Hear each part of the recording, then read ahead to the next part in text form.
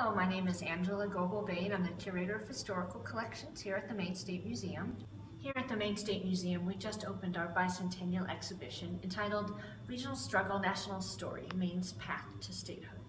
So we celebrated Maine's bicentennial in one day with our opening, and then the next day we had to close because of COVID-19.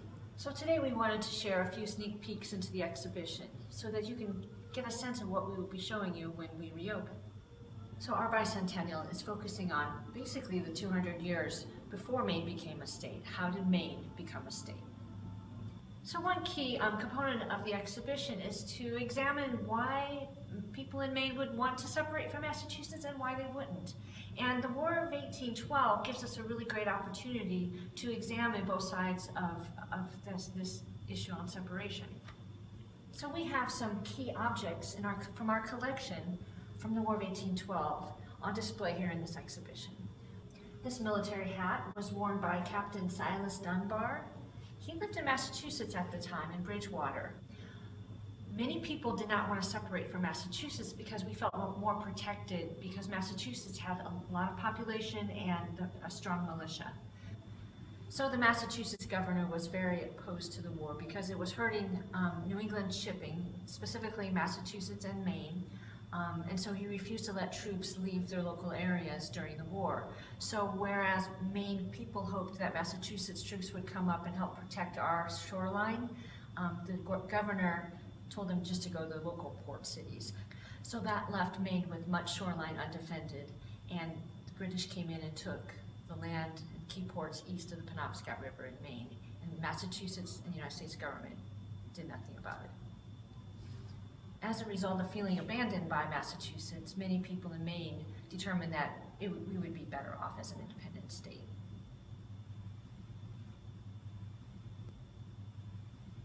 So after nearly 40 years and 6 votes, the people of Maine agreed to become an independent state. So in 1820, Maine entered the Union as the 23rd state.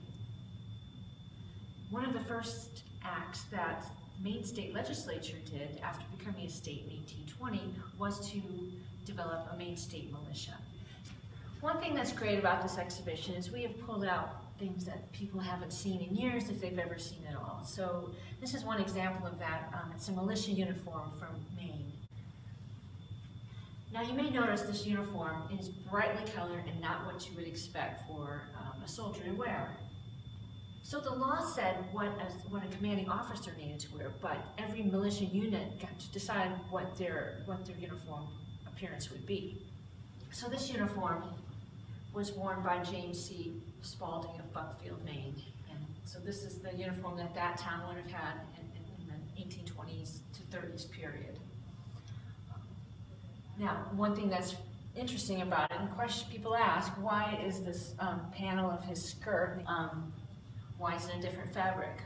Well, according to the donor, later generations of children wore it for dress up, wore the uniform for dress up, and they tore the jacket, so the family replaced that with this piece of fabric. It's kind of nice because it still shows the form of the coat, but it's also very clear that that's not the original piece of fabric. Now these other two pieces here are some of the first representations of the Maine State Seal, and they are both stamped in metal. The hat is a military hat from a militia in the period, and the belt was a belt that one of our militia men wore.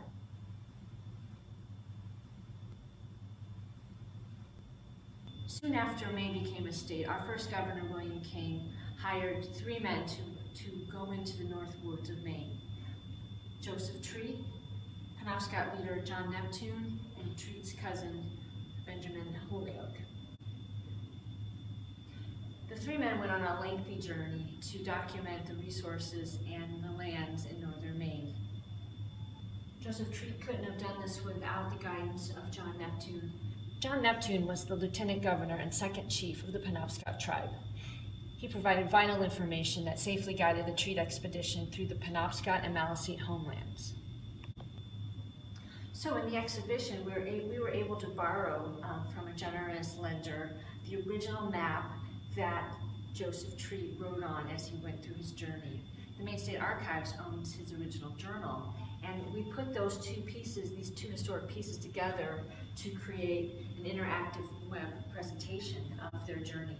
Go online and you can see where they went on their trip, and you can choose specific places, and you can see the journal page and what he said about it. This interactive also allows you to see the handwritten notes that Tree was making as he traveled this land.